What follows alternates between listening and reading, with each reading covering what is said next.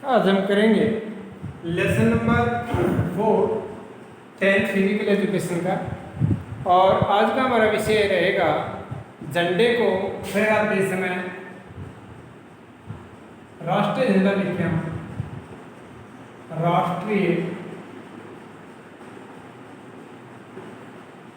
झंडे को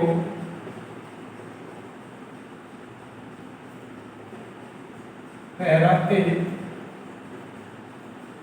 समय ध्यान रखने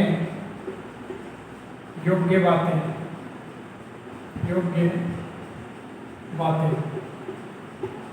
यह हमारा विषय है आज का। तो राष्ट्रीय एकता और देशभक्ति का लेसन हमारा लेसन 4 चल रहा है और इसमें आज हम करेंगे राष्ट्रीय झंडे को फहराते समय ध्यान रखने योग्य बातें। क्या क्या ध्यान रखा जाना चाहिए? सबसे पहले तो हमें यही पता होना चाहिए कि हमारा राष्ट्रीय ध्वज कैसा है, कैसी बनावट है और किस प्रकार से बना हुआ है। मैं पूरी उम्मीद करता हूं और मुझे पूर्ण विश्वास है कि 10th क्लास के विद्यार्थी को ये चीज़ समझाने की जरूरत नहीं है, फिर भी मेरा उद्देश्य बनता है कि मैं आपको एक बार अवगत अवश्य करूँ, क्योंकि 10th तक पहुँचते पहुँचते बच्चा इन सब चीज़ों को बड़ी अच्छी और भली प्रकार से जान जाता है कि हमारा राष्ट्रीय ध्वज क्या है और इसका क्या महत्व है और किस किस प्रकार से इसमें सावधानियां बरती जाएं फहराते समय। वही आज हम इसमें डिस्कस करेंगे और आज का हमारा जो विषय रहेगा वो यही है।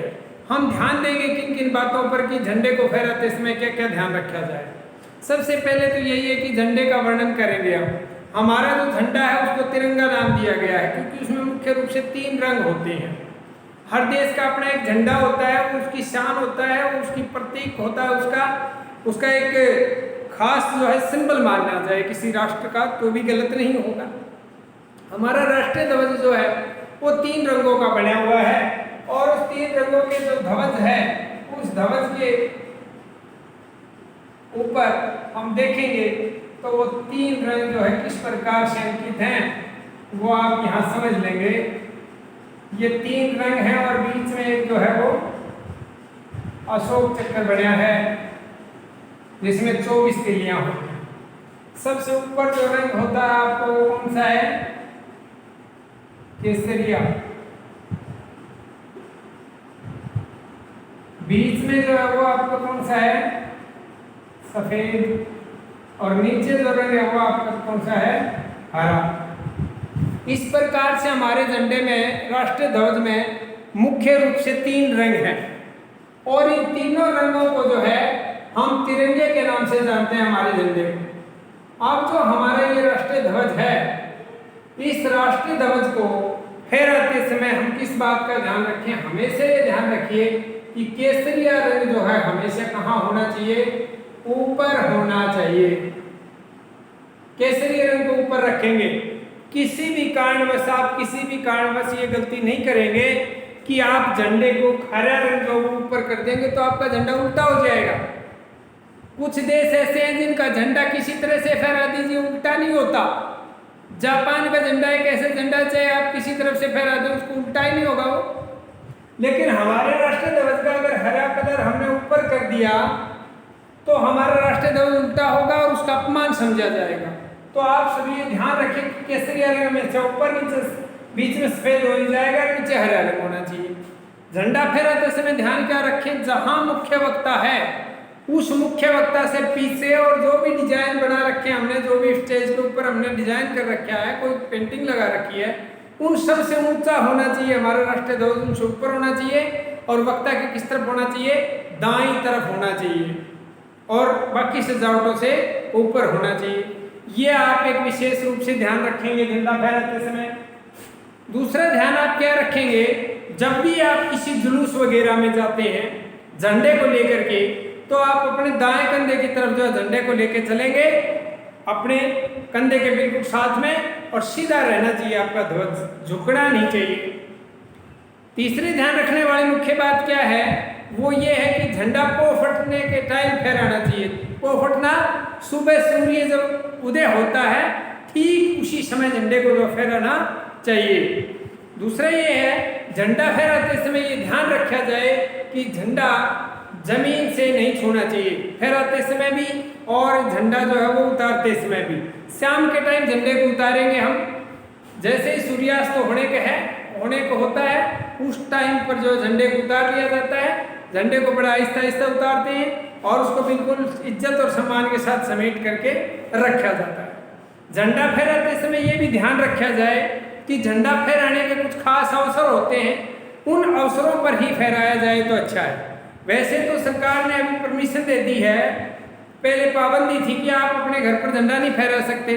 कोई सरकारी बिल्डिंग है, स्कूल है, उनके ऊपर फहराने की परमिशन थी, लेकिन अब ये परमिशन मिल चुकी है कि आप अपने घर पर, अपनी झोपड़ी पर, अपने मकान पर कहीं भी झंडा फहरा सकते हैं। लेकिन उसकी कुछ शर्तें हैं। एक तो फटा हुआ झंडा आपको नहीं फहरा सकते, एक पुराना झंडा आप नहीं फहरा सकते, उसको उतारना चाहिए, नया झंडा आपने लगाना चाहिए। दूसरा ये ध्यान रखने वाली बात इसमें ये है कि जैसे ही आप ध्वज को फहराते हैं तो उसको अच्छी तरह से बांधना चाहिए। जैसे 26 जनवरी, 15 अगस्त, इस दिन हम फहराते हैं तो झंडे को ऊपर से जो है ना खींचा जाता है रस्सी को, और रस्सी खींचने के बाद झंडा खुलता है, वो फहराया जाता है। तो उसको इस प्रकार समेटें कि उसके अंदर फूल भी लगा दें, फूल वगैरह डाल दें तो बहुत बड़ा अच्छा रहता है। झंडे को समेट करके बांधते टाइम ध्यान रखें रस्सी इस तरह से बांधनी चाहिए गांठ की, वो जल्दी जैसे ही जरूरत हो वो फहराते टाइम खुल जाए, ऐसा ना हो कि वो खुले ही ना। तो ये चीज़ें आप ध्यान रखेंगे कुछ।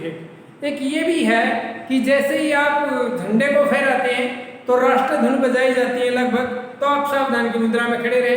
इससे क्या होगा, झंडे को हम सम्मान दे रहे होंगे, झंडे को हम सल्यूट कर रहे हैं तो भी हम झंडे को सम्मान दे रहे हैं, और हमारा राष्ट्रीय ध्वज जो है वो हमारी शान का प्रतीक है।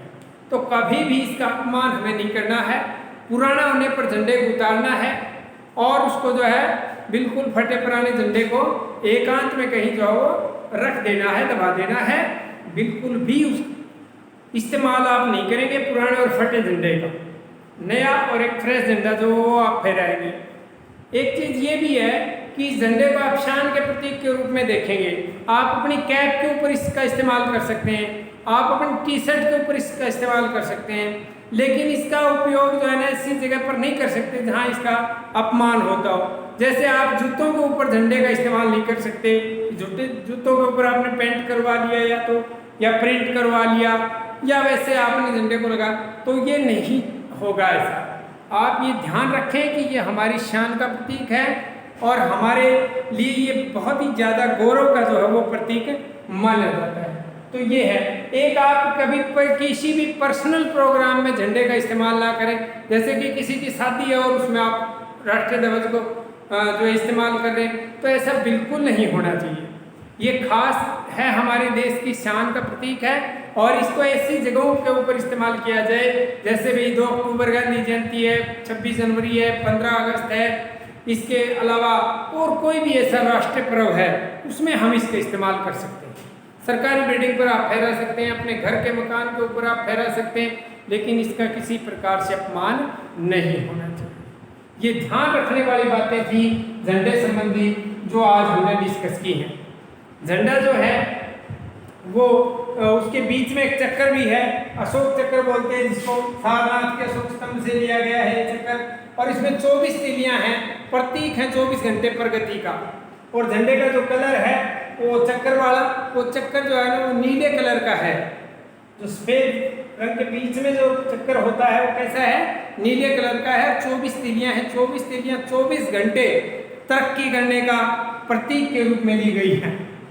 तो ये हमारा राष्ट्रीय ध्वज है, इसको आप बड़े अच्छे तरीके से समझेंगे, इसके नियमों का पालन आज आपने पढ़ा है, कब फहराएं, कब उतारें, फहराते समय उतारते समय किन बातों का ध्यान रखें, कब नहीं फहरा सकते, किन अवसरों पर फहरा सकते हैं, फहराते समय जो है इसको बिल्कुल सीधा रखें, जुलूस वगैरह में लेके चलते टाइम इसको जो है बाएं हाथ में लें, बाएं कंधे के साथ में लें और बिल्कुल सीधा रखें। तो झंडे संबंधी जितनी बातें थी वो आज हमने कर ली हैं। सलामी वगैरह देते टाइम भी ये ध्यान रखें कि झंडा जो है हमारे से लगभग 20-25 फीट की दूरी पर हो और वहाँ से इसको सलामी दी जाए। मुख्य वक्ता और जो दर्शक हैं, जो श्रोता बैठे हैं, जो दर्शक बैठे हैं, जो मुख्य अतिथि हैं, उनके बिल्कुल सामने झंडा हमारा फहरना चाहिए। ये नहीं कि भाई उनसे पीछे आप झंडा फहरा दें और प्रोग्राम आगे होता रहे। झंडे को आगे रखेंगे आप और प्रोग्राम और दर्शक जो है वो साइड में, उसके अपोजिट साइड में रहेंगे। तो इस प्रकार हम अपने झंडे को पूर्ण रूप से जो है सम्मान देते हुए फहराएंगे। तो मैं मानता हूँ कि हमारे इस राष्ट्रीय ध्वज का जो एक महत्व है, इसके लिए बहुत सारे शहीदों ने अपनी जानें गंवा दी हैं, बहुत सारे वीर सेनानियों ने अपनी जानें दी हैं इसके लिए। तो ये हमारे लिए बहुत ज़्यादा महत्व का विषय है। हम कभी भी इसका ऐसा इस्तेमाल ना करें जिससे कि इसकी छवि धूमिल हो। ये बहुत ही पवित्र है, बहुत ही इज्जत और गौरव का प्रतीक है हमारे लिए। और हमारे देशवासियों ने इस झंडे को फहराने के लिए कितनी यातनाएं झेली हैं, अंग्रेजों से कितनी लड़ाइयाँ लड़ी हैं, उनका यूनियन जैक उतार फेंकने के लिए और झंडे को, तिरंगे को फहराने के लिए उन्होंने अपनी जानें दी हैं। तो हमारे लिए बहुत ही कीमती है ये चीज़, और इसका बहुत ज़्यादा जो है एक अच्छे ढंग से प्रयोग हो, ये हम चाहते हैं।